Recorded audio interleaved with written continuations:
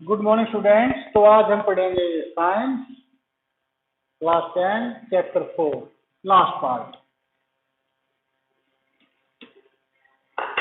तो हम पहले देखते हैं। कल हमने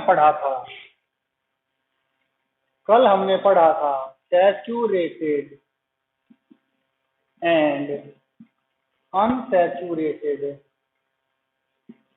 कार्बन कंपाउंड। तो सैचुरेटेड कौन से थे? जिनमें सभी बॉन्ड सिंगल बॉन्ड थे। और अनसैचुरेटेड कौन से जिनमें डबल या ट्रिपल बॉन्ड थे? वो थे अनसैचुरेटेड। इसके अलावा होते हैं simple carbon compound, simple chain carbon compound, branch chain carbon compound and cyclic carbon compound. another type of another classification of carbon compounds। तो ये कार्बन कंपाउंड के जिस तरह हमने कार्बन कंपाउंड को सैचुरेटेड और अनसैचुरेटेड में क्लासिफाई किया था, इसी तरह हम कार्बन कंपाउंड को simple chain carbon compound, branch chain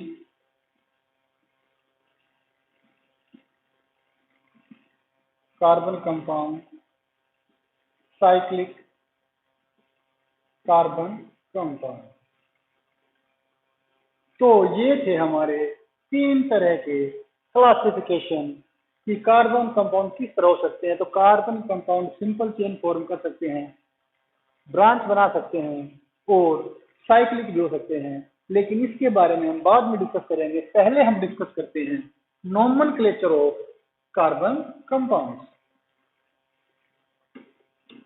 तो नोमेनक्लेचर हम कार्बन कंपाउंड की नेमिंग कैसे करते हैं, ये इस बात पर डिपेंड करता है कि कितने कार्बन है और कैसा बॉन्ड है।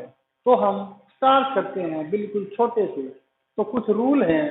अगर सिंगल बॉन्ड हो सारे के सारे कार्बन, अगर सभी कार्बन कार्बन बॉन्ड सिंगल हो, अगर सभी कार्बन कार्बन बॉन्ड सिंगल हो तो उसे हम बोलेंगे एन। अगर उसमें डबल बॉन्ड है तो बोलेंगे ईन। अगर उसमें ट्रिपल बॉन्ड है तो बोलेंगे आइन।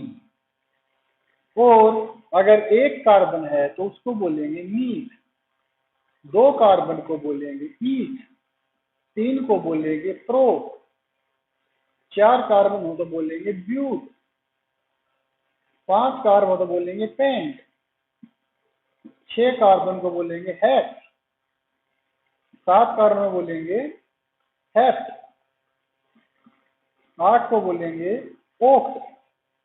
नौ को बोलेंगे नॉन। और 10 को बोलेंगे डेका। तो ये हमारे कुछ रूल्स हैं जो हम यूज करते हैं किसी कार्बन कंपाउंड का नाम रखने के लिए।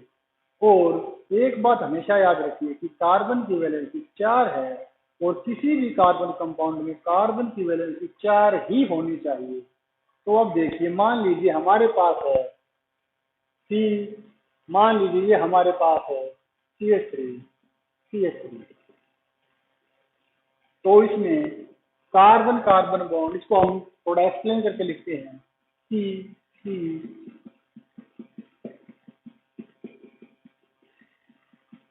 तो ये देखिए, कार्बन कार्बन, एक कार्बन दो कार्बन। तो दो कार्बन के लिए क्या है? दो कार्बन के लिए होता है ईथ। और कार्बन कार्बन बॉन्ड कैसा है? सिंगल है, उसके लिए लगेगा एन। तो इसका क्या नाम होगा? इसका नाम होगा ethene. Ethene, ethene. तो अब देखिए कि CH4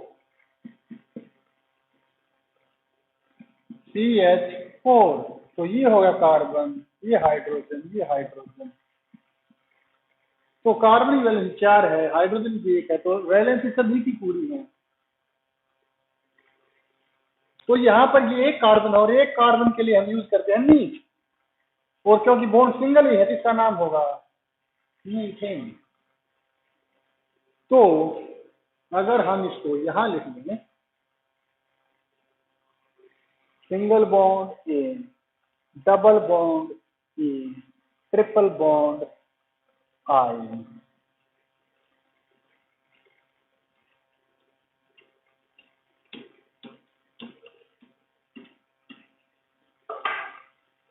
तो देखिए, अगर एक कार्बन होता, या हम टेबल को इस तरफ लिख लेते हैं, एक carbon meth, 2 carbon eth, prop, but, pent, हैट, एफ, ओक, नॉन, डेका। तो अब हम इनका प्रयोग करते हैं। हम पहले लिखते हैं मीथेन, तो मीथेन होती है CH4, तो C, hydrogen, hydrogen, hydrogen, hydrogen. तो इसका नाम होगा, क्योंकि इसमें एक ही कार्बन है और सभी बॉन्ड सिंगल हैं। कार्बन क्योंकि एक ही, तो कार्बन कार्बन बॉन्ड तो बन ही नहीं रहा, तो इसको बोलेंगे एक कार्बन मीथ और सिंगल बॉन्ड मीथेन। अब लिखते हैं 2 कार्बन C2H6, और हम कह सकते हैं CH3, इसको हम थोड़ा एक्सटेंड करके लिखेंगे। लिखिए CH3, तो पहले कितने कार्बन है, पहले यही बात, 2 कार्बन है, तो पहले 2 कार्बन लिखेंगे और एक बॉन्ड कार्बन कार्बन बीच के, एक बॉन्ड हम कार्बन कार्बन के बीच लगाएंगे, क्योंकि कार्बन की प्रॉपर्टी थी केटनेशन, तो कार्बन अपने साथ बॉन्ड बनाना ज्यादा प्रेफर करता है। तो अब कितने हैं, 3 हाइड्रोजन,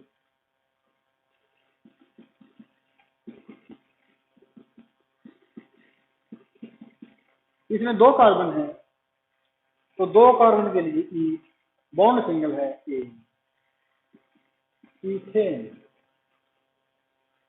अगर मान लो हमारे पास होता है CH2, तो इसको अगर हम एक्सपेंड करके लिखें तो C 2 हाइड्रोजन, 2 हाइड्रोजन, तो इस कार्बन की वैलेंसी देखिए 1 2 3, इसकी देखिए 1 2 3, जबकि होनी कितनी चाहिए 4, तो यहाँ पर आएगा डबल बॉन्ड 2 3 4, 2 3 4। तो देखिए कितने कार्बन हैं 2, तो क्या होगा ई, डबल बॉन्ड के लिए क्या लगेगा ई, तो इसको हम बोलेंगे ईथीन, हम इसको बोलेंगे ईथीन। तो अब हम देखते हैं प्रोपेन और प्रोपीन, प्रोपेन और प्रोपीन।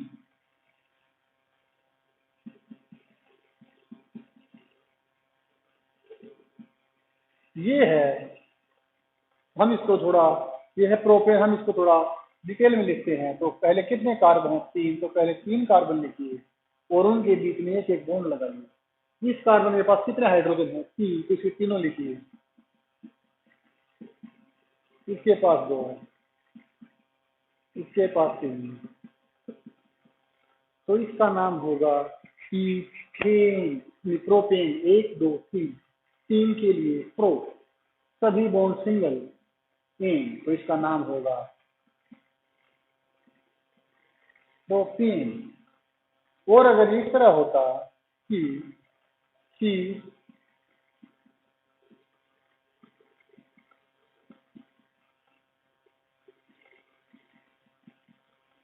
तो इसका नाम क्या होता है, इसमें अब देखिए 3 कार्बन है 1 2 3, तो है तो ये भी प्रोप ही, लेकिन इसमें एक बॉन्ड डबल है, तो हम इसको अब बोलेंगे ई, तो इसका नाम होगा प्रोपीन। क्या होगा? प्रोपीन।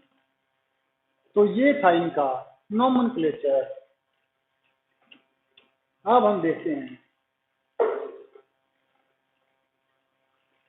होमोलॉगस सीरीज क्या होती है।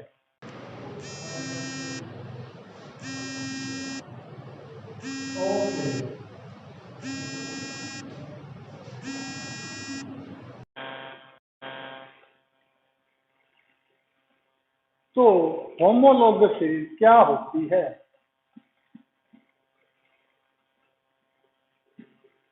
होमोलॉगस सीरीज वो कार्बन कंपाउंड जिनमें सिर्फ और सिर्फ CH2 यूनिट का अंतर होता है। The carbon compound which are only differ in the number of CH2 units are called homologous, such as CH3 CH3। ये क्या है? ये है इथेन। CH3 CH2 CH3। ये क्या है? प्रोपेन।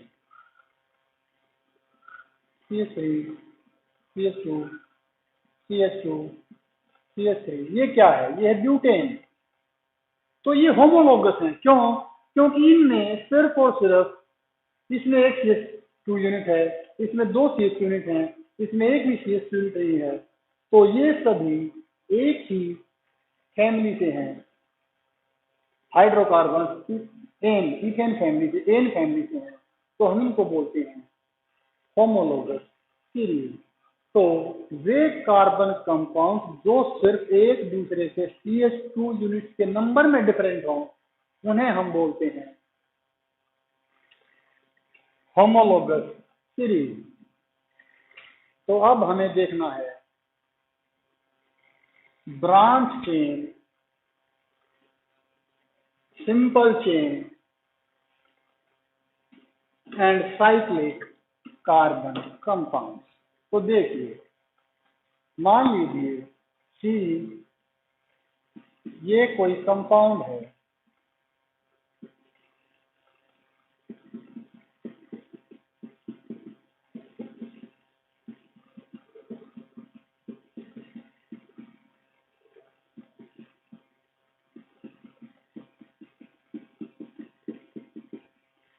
एक दो तीन और चार और पांच। तो इसका नाम होगा, क्योंकि पांच हैं तो होना तो चाहिए था ये 10, लेकिन ये चेन लंबी है और ये इसकी एक ब्रांच है।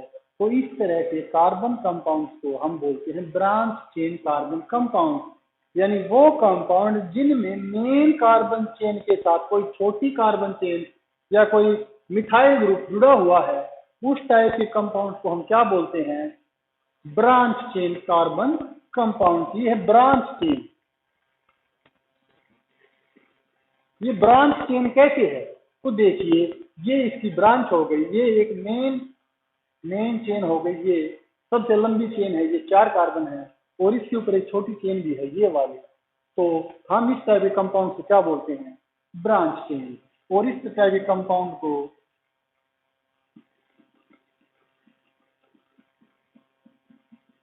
इनको बोलते हैं simple linear chain carbon compound. Simple linear chain carbon compound. तो अब हम इसका नाम रखते हैं। इसका नाम बताइए आप लोग। 1 2 3 4 5। तो कितने कार्बन हैं? 5। और कोई भी कार्बन कार्बन बॉन्ड डबल नहीं है, क्योंकि अगर होता तो हम उसको डिनोट करते। तो 5 है, 1 2 3 4 और 5। तो पेंट तो ये है ही, और सभी बॉन्ड सिंगल हैं, तो ये है पेंटेन। ये क्या है? पेंटेन। और इसको हम बोलेंगे मिथाइल ब्यूटेन। 1 2 3 4। तो ब्यूटेन तो ये है ही, और इसके कार्बन पर अगर हम यहाँ क्या करें 1 2 3 4, तो दूसरे कार्बन पर है, हम इसके लिखे 2 मिथाइल, क्योंकि ये मीथेन है CH3, तो एक हाइड्रोजन कम है तो हम मिथाइल बोलेंगे। और मेन चेन क्या है? ब्यूटेन। तो ये थे सिंपल चेन और ब्रांच चेन कार्बन कंपाउंड। अब हम देखते हैं साइक्लो कंपाउंड या cyclic carbon compound. Cyclic carbon compound. Cyclic carbon compound कौन से होते हैं? वे कंपाउंड जिनमें कार्बन चेन एक क्लोज लूप फॉर्म करती है, उन्हें हम बोलते हैं साइक्लिक कंपाउंड। जैसे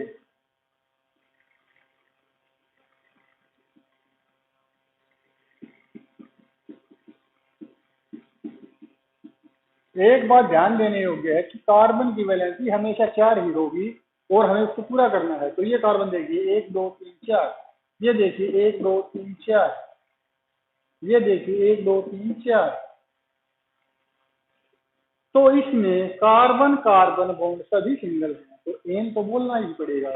और कितने कार्बन हैं? 3, तो हम इसको बोलेंगे साइक्लो।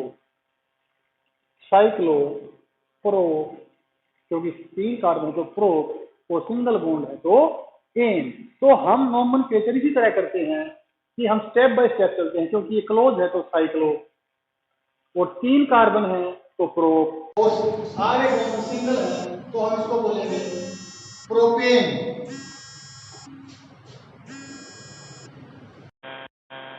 तो हमारा आज के लिए इतना काफी है, बाकी हम कल देखेंगे। ये ध्यान रखने योग्य है कि किसी भी कंपाउंड का नाम हम कैसे रखते हैं, क्योंकि ये साइक्लिक है तो पहले लिखे हम साइक्लो, और कार्बन 3 है तो प्रो, और सिंगल बॉन्ड है तो एन, साइक्लो प्रोपेन।